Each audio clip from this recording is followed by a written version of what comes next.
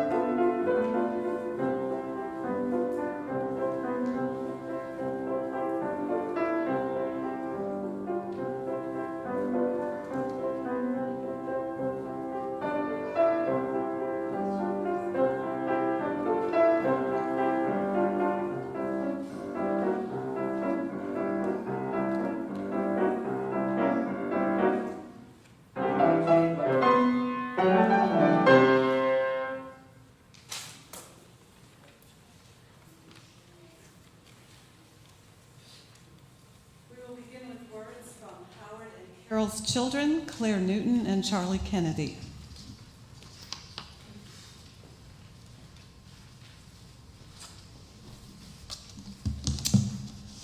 Hello, and thank you for being here. Howard and Carol would occasionally talk about what sort of proceedings they would want to mark their respective exits from this life. A traditional Christian funeral service was off the table. Carol is, if anything, a Unitarian, and Howard was, frankly, an atheist. So outside of the traditional framework of death rituals, they had no prescribed funereal ritual to guide them. To both of them, death was so abstract that it didn't seem real or immediate. They didn't mind talking about death. It was just the details of marking the occasion that had them stumped. It was usually Carol, anyway, who pressed the matter because she had just had a feeling that the project would fall to her. After a bit of discussion, Howard would say, in that Howard way, just have a big party and serve champagne. He enjoyed champagne quite a bit. End of discussion.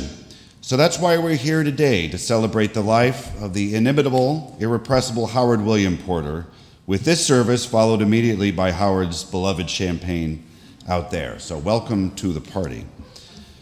Howard was a man of many facets, so in the next hour, through song and story, we'll try to highlight and represent as many of these as we can. In the realm of music alone, a huge part of his life, his passions were all over the place. So you'll be hearing a small but meaningful sampling of his favorites.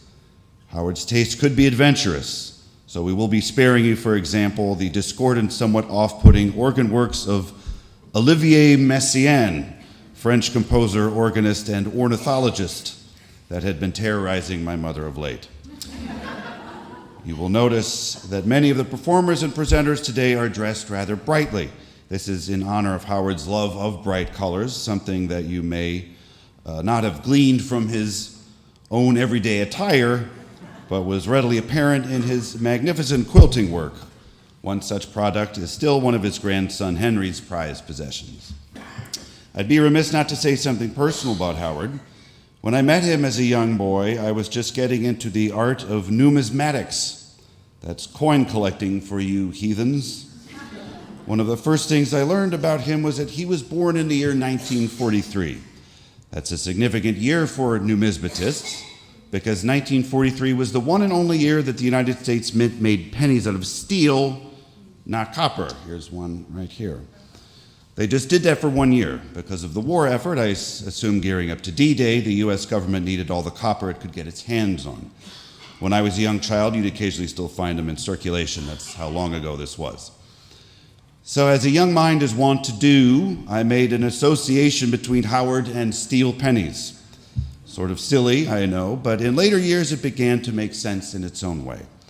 Not so much that Howard was of a steely disposition, although he could be that occasionally, but of what that penny represented. Howard was a man who, like the Allies in the year of his birth, just did what needed to be done, whatever that was. When faced with a problem, whether it be an unexpected domestic expense or the rise of Hitler in Europe, you simply buck up and solve the problem. No whining. No one ever told you life was going to be easy, and you can definitely count on it being hard from time to time. This steely stoicism in the face of challenges, the ability to handle problems that came his way, was something that I always greatly admired about Howard, and something that I've always tried to take with me and remind myself of when things weren't going my way. I don't think I'm the only one who thought of Howard in this manner or sought him out for his resourcefulness and general ability to know what to do in any given situation, because chances are he had been in that situation before himself. This is simply one of the many reasons that he will be so missed. Again, thank you all so much for being with us here today.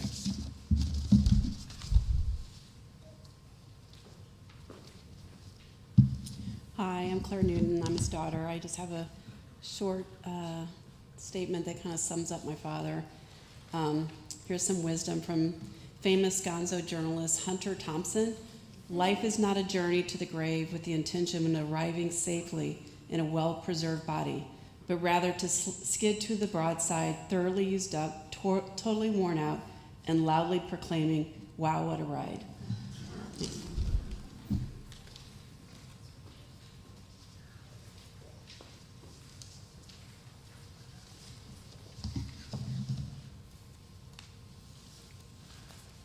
So this is a eulogy for my friend Howard.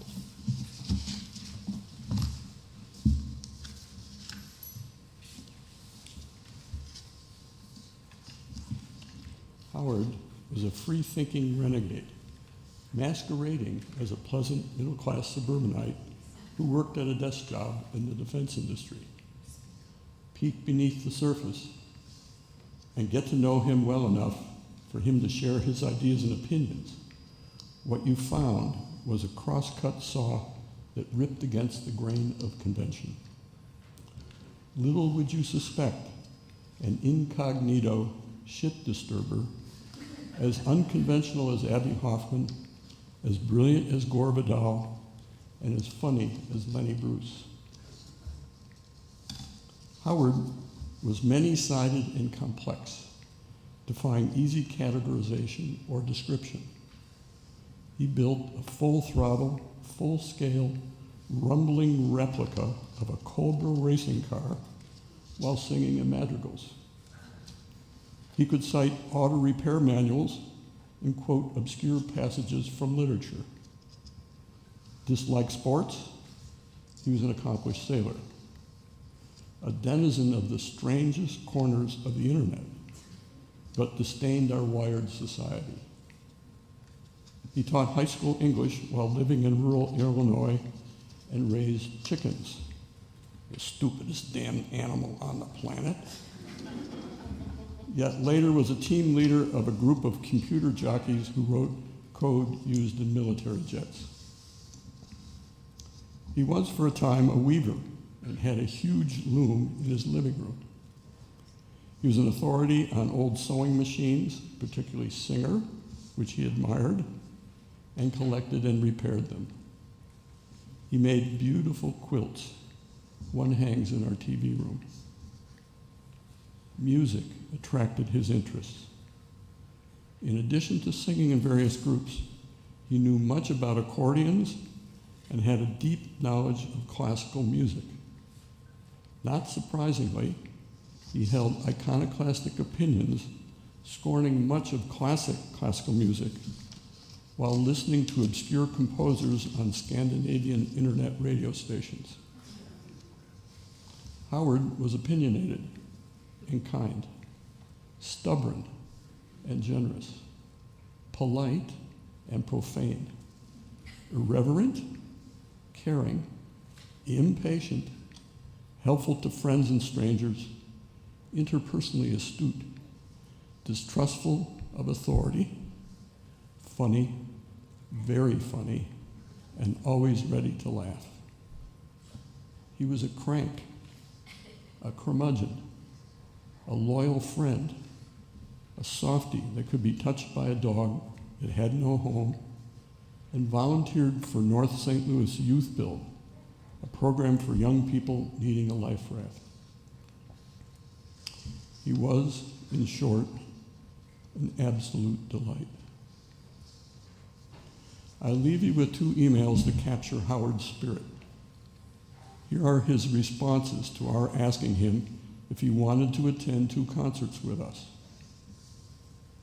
Sorry, guys, you can count us out on this one. Baroque music reminds of sewing machines at full speed, and I never understand why anybody would sing countertenor. You have to admire the skill, but you have to ask why.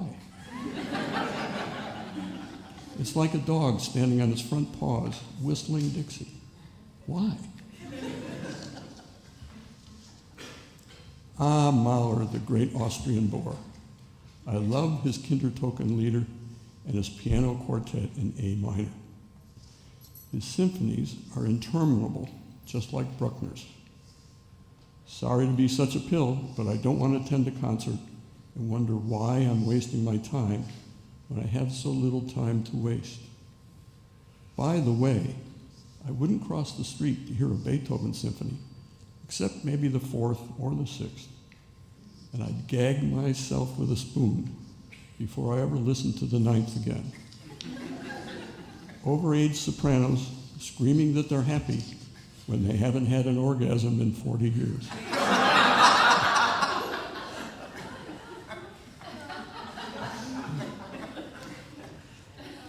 And to my ear, most Bach, some Schubert, some Schumann, a lot of Mendelssohn, and all of Glass is equally tiresome. Oh well, by the way, I speak only for myself, not for Carol.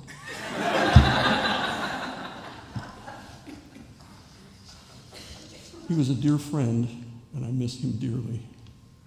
The world is a colder place without Howard.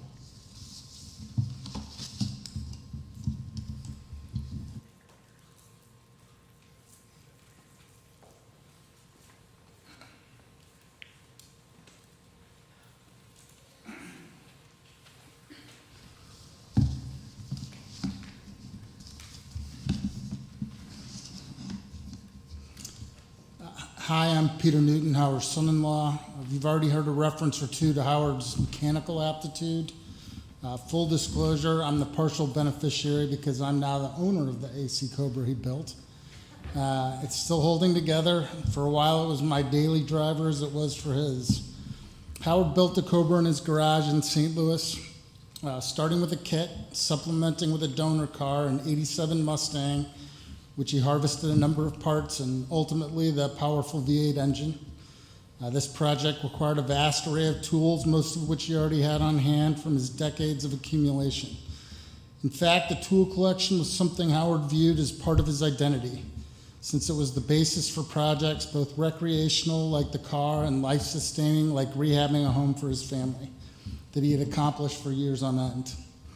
When Howard and Carol took up part-time residence in Michigan in 2008, he loaded the entire collection into a U-Haul trailer and brought it to his new outsized garage. Finally, he had enough space to set up the workshop just as he always wanted.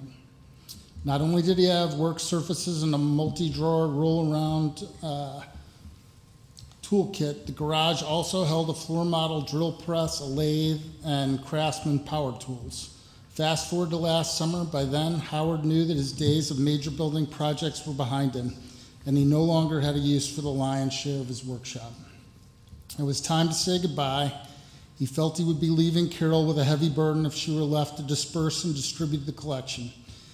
Still, and uncharacteristically of Howard, it was a struggle to come to terms with discarding this significant part of his life. It was akin to a retired artist parting with paints, brushes, and easel, or a former musician giving up her piano. Eventually, though, Howard overcame the obstacles and set about selling and/or donating most of his collection. His mind and heart were considerably relieved. His Michigan neighbor friends had been instrumental in helping move the project forward. Recently, Carol counseled Blair and Jeff, themselves builders and woodworkers and rehabbers of the first order, about the storied Howard Porter tool stronghold. Just what was the scope of that workshop? Blair said, Howard's tool collection was of the caliber of an Indy 500 mechanic's dreamed of. It was later used for repairs on Singer sewing machines, treadles, and a loom. That garage was also famous for its availability of a Boeing nut and bolt or two, not the ones from the planes. These came in handy for hanging neighborhood road end signs. Jeff said, I know that Howard felt about his special projects much the same way that Blair and I feel too. He appreciated the quality and complexity of old-time machinery. To pull a piece of equipment apart, fix it, clean it, tune it, and reassemble it good as new was a source of satisfaction for him. It sure beat the heck out of buying brand new and of lesser quality. Howard was organized in his thought process, and I can be certain that he got great pleasure from keeping these pieces of machinery in fine working order. His Craftsman tool chest always looked to be in pristine condition, not because the tools inside didn't see regular use, but because when the job was completed, the tools were properly cleaned and replaced where they belonged for easy access for the next time around. The funny bit was when I would visit him in his Horner's Woods garage workshop. Howard at this work table with the lamps lit and tools in hand, I would notice long dead mummified mice and traps from earlier years. Bringing this to Howard's attention, he would respond, they're doing just fine, quiet as can be, and not bothering me in the least. Yes, indeed, we miss everything about this man. My regret is that we did not get to spend more time together solving all the world's problems. We did what we could, though. Thank you.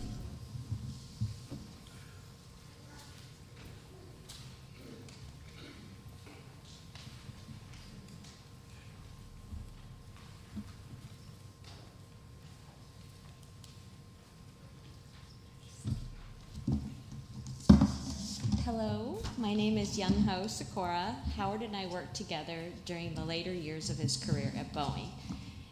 While on the surface we may seem like quite an unlikely pair, with his towering presence and me barely breaking 5 feet on a good day, we found ourselves quite simpatico. He was my cube mate, a mentor, and my friend. Howard was the kind of person who made a lasting impact on everyone he met, and he was never one to take himself too seriously. He had this incredible ability to make you feel at ease, even on the most stressful of days. His laughter was infectious, and his wit made our workplace not just bearable, but enjoyable. He also reminded me not to take myself too seriously. One of my favorite memories of him is when I was being all professional and had taken a new headshot. He took one look, spit out his coffee, laughing so hard at me for trying to take myself so seriously. Despite his laid-back demeanor, Howard never shied away from the hard problems. He had an insatiable curiosity and constantly sought to expand his knowledge and understanding. His philosophy at work was, if you can't find an expert, become one. He never stopped learning or challenging himself. At the beginning of this year, he sent me an email telling me about how he was teaching himself a programming language. And I'm going to read from the email. I've spent much effort this past year working on teaching myself Lisp, which is much harder than I thought it would be. Simple stuff is really simple, but the complexity ramps up rather quickly, and if I want to do anything meaningful, it soon befuddles me. Nevertheless, I find it satisfying to chip away at, and I must say I understand the language much better than I did a year ago. I'm still waiting for the aha moment when I become one of the gods. When I was reminiscing about Howard with some of my colleagues, several people remembered him for his steadfast refusal to wear socks, no matter the weather or occasion. He was also a minimalist and didn't like clutter. He would show up at staff meetings with one index card and one sharpened number 2 pencil. He traded the standard issue steel case desk for a table. And of course, that meant we had to completely fill his cube with all kinds of unwanted crap for his birthday. I looked to Howard for advice as a colleague and a friend. We solved many work problems together, and he helped me through some personal challenges too. He was never one to judge or jump to conclusions. He would listen, offer advice if asked, but mostly listen. His guidance wasn't just about providing solutions. It was about helping me to see the bigger picture and stop sweating about things that just didn't matter. After he retired, Howard and I kept in touch, and we got to know each other's spouses too. I would call when I needed some advice or to share some news, and we would talk for an hour without even knowing the time had passed. We would always end up belly laughing until it hurt, and our spouses needed the debrief to find out what was so funny to bring us to tears. It wasn't ever any one thing. It was just everything. Howard knew how to listen and find the humor in every situation. It was a true gift that I will miss. Rest in peace, my friend. You will be deeply missed, but never forgotten. Thank you for everything.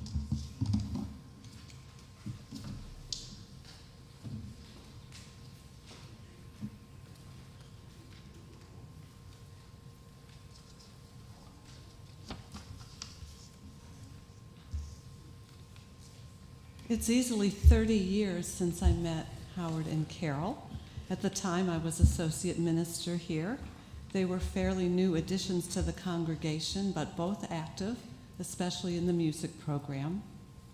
I found Howard to be a smart, fun, funny man who eventually became a good friend.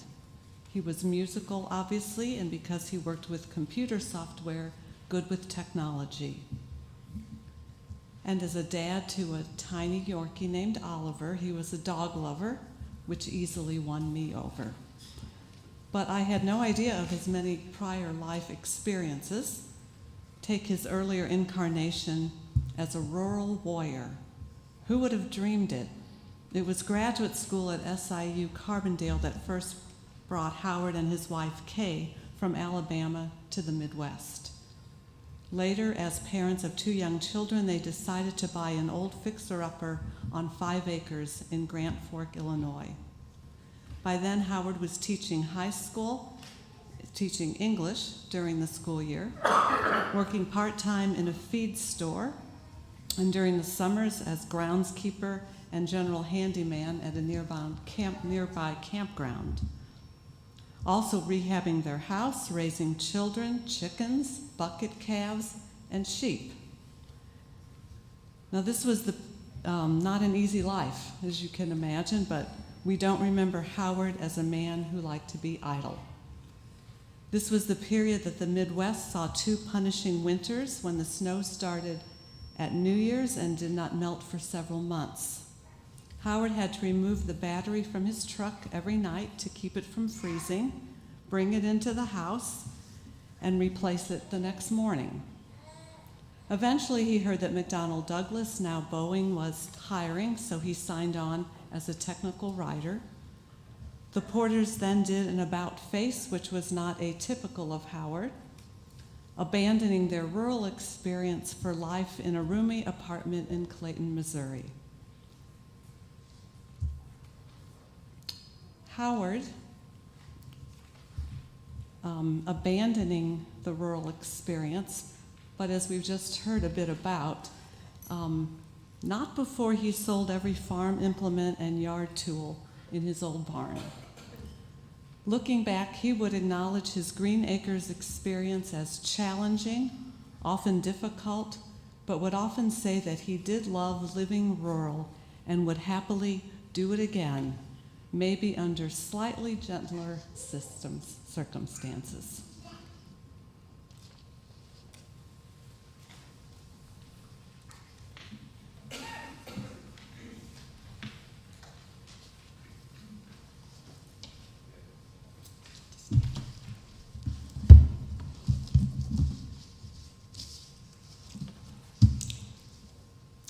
Once there was a local humor writer named Elaine Yeats, whose column ran weekly in the St. Louis Post-Dispatch.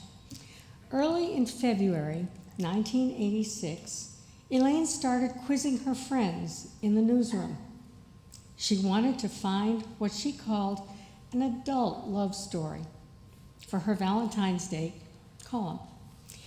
She got a hot tip, and here's how it turned out. February 13th, 1986, St. Louis Post-Dispatch. In just a wink, her life changed by Elaine Yeats.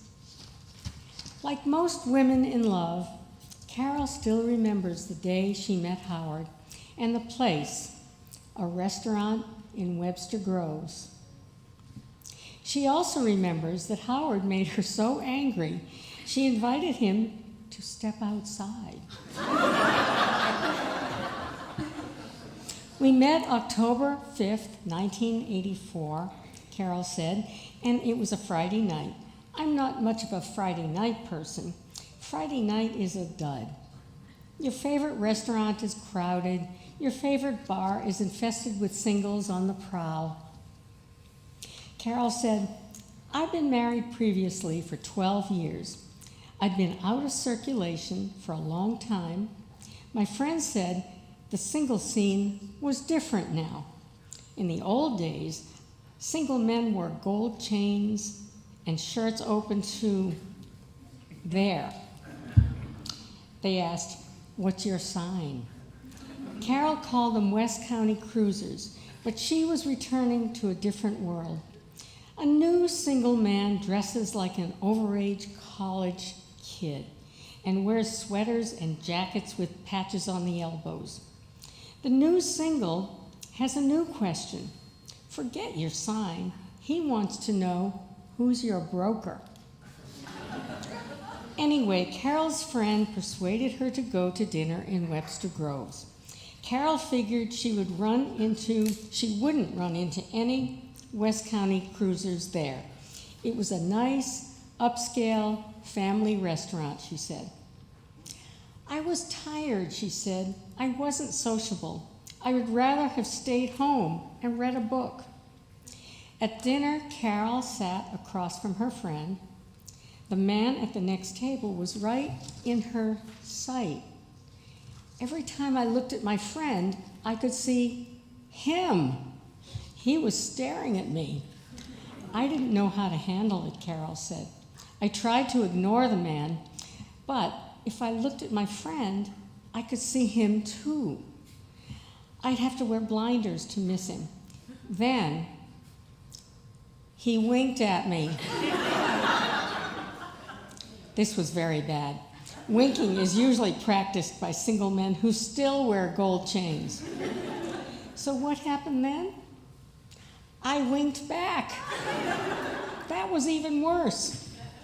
I don't know what possessed me, Carol said. I never do anything like that. I'm really very stuffy. The winker was wearing a tweed jacket and smoking a pipe. He sent over his business card. His name was Howard. The note on the back said I should feel free to call him any time. Carol was annoyed. I went over to his table, she said, and said to him, "Howard, may I speak with you?" The restaurant had no foyer, so I went stomping through the place looking for somewhere to talk. I wound up on the corner of Lockwood and Gore. Carol showed Howard the card and demanded, "What does this mean?" He began backpedaling. He said, I had a nice voice, and he wanted to get to know me. Maybe I could call him sometime. I was snippy. I thought, I'll never call you. What? I had the whole weekend to think it over, and I thought, there were worse places to meet a man than a family restaurant in Webster Groves, and he was probably not the Texas Chainsaw Murderer. I decided it would be safe to go to lunch with him, Carol said, so I called him. Meanwhile, Howard also had a whole weekend to think it over. He thought Carol was crazy. He wasn't sure he wanted to go out. He said he worked and couldn't go to lunch. It would have to be dinner. I said I didn't do dinner, and I also said that I worked too. They compromised. They went back to the Webster restaurant where Howard had been so deeply embarrassed for an early dinner. We had a lovely time, Carol said. We had a world of things in common. At some point in the evening, thinking he would shock me, he said he didn't own a television. I said, I think I'm in love. Howard also confessed that he never winked at another woman. He said he was too stuffy too. Carol believed him. When Howard's son found out that his father winked, he raised his eyebrows. He said his father never behaved that way before. Carol and Howard had no further reservations. They will be partners in life as well as dinner. They are getting married Saturday, February 15th. We're both corny enough to get married on February 14th, Carol said, except Valentine's Day is on Friday this year, and I'm still not a fan.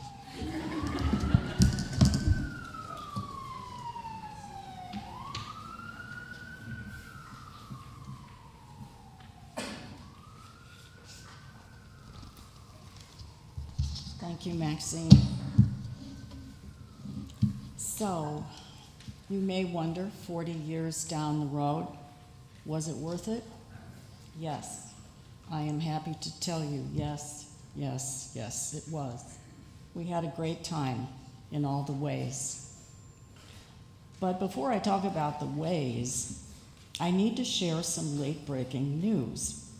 Just yesterday, and quite by chance, I stumbled across something I'd been looking for weeks. When Howard turned 70, we surprised him with a book of memories solicited by stealth from many friends, neighbors, and family members. I'd hoped to use the contents today in some manner, but I had to give up, thinking perhaps he had left the book in Michigan.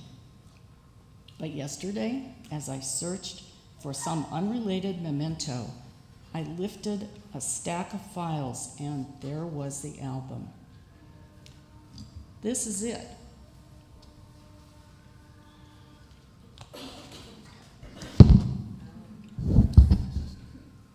You can see it later in the reception area following our service, and check out some of the very funny stories told on Howard by those who knew him best.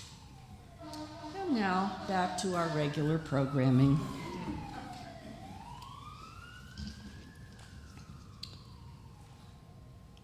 At this point, I was saying how happy I was and am that our meet-cute moment in Augustus Moody's restaurant back in 1984 blossomed into a very happy marriage.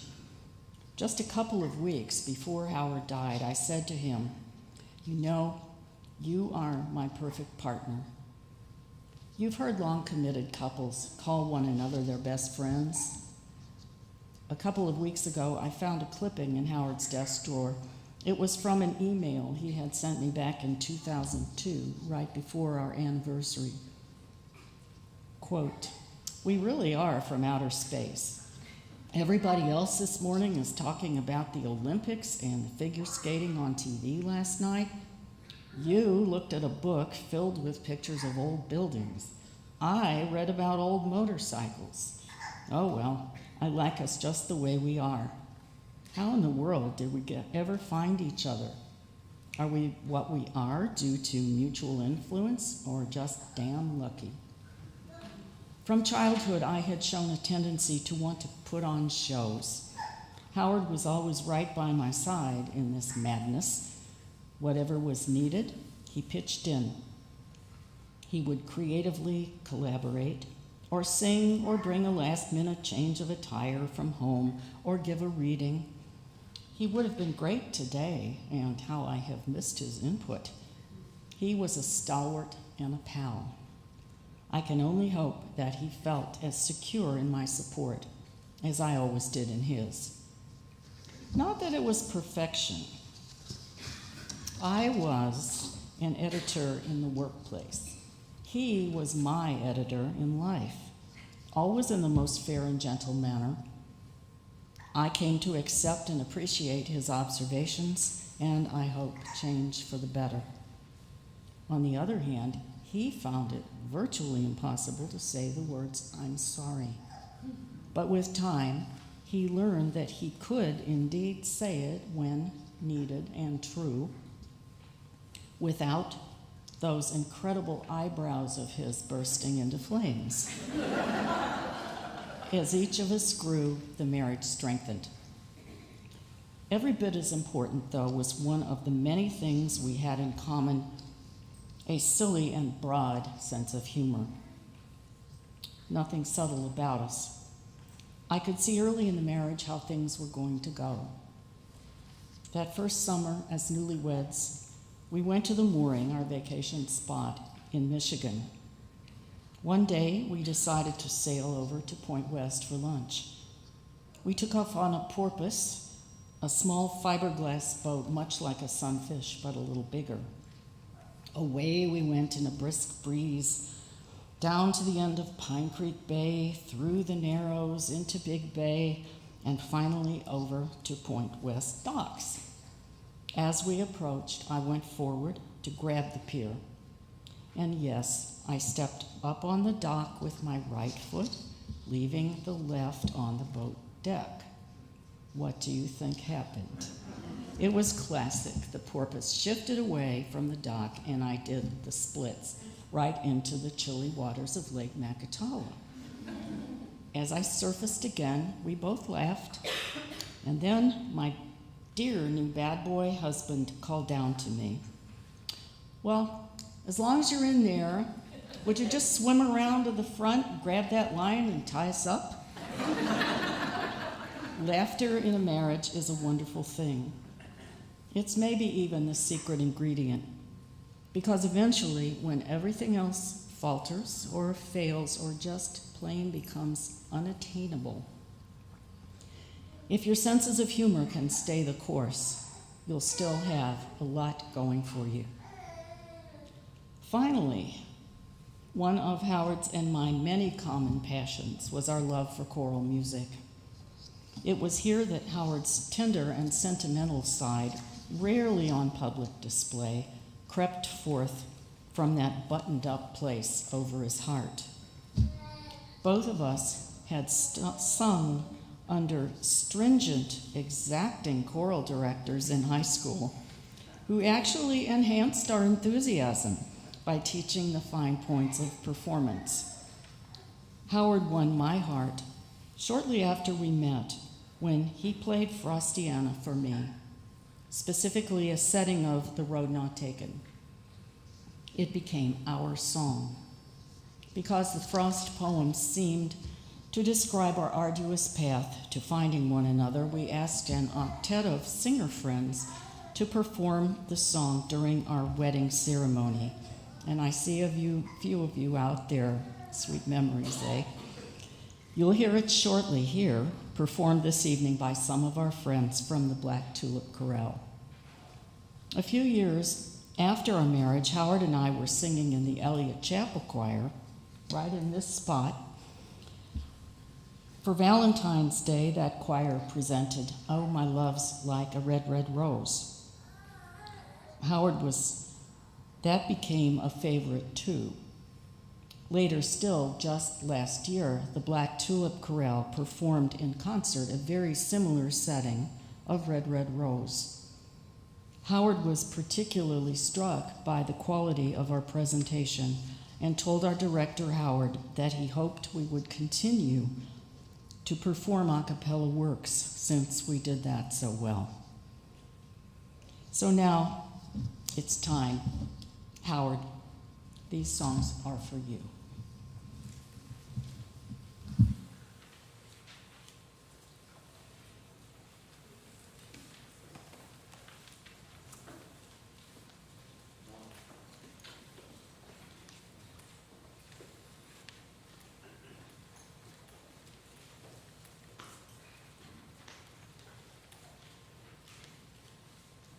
Not Taken by Robert Frost. Two roads diverged in a yellow wood, and sorry I could not travel both, and be one traveler long I stood, and looked down one as far as I could, to where it bent in the undergrowth. Then took the other as just as fair, and having perhaps the better claim, because it was grassy and wanted wear, though as for that the passing there had warned them really about the same. And both that morning equally lay in leaves no step had trodden black. Oh, I kept the first for another day. Yet knowing how way leads on to way, I doubted if I should ever come back. I shall be telling this with a sigh somewhere ages and ages hence. Two roads diverged in a wood, and I took the one last traveled by, and that has made all the difference.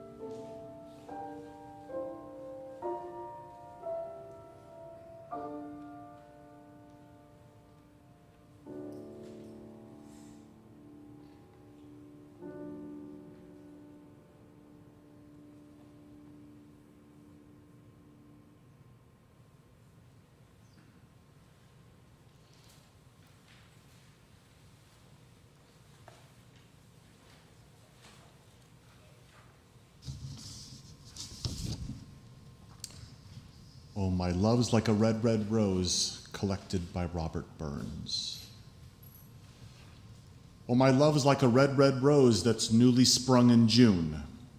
Oh, my love is like the melody that's sweetly played in tune.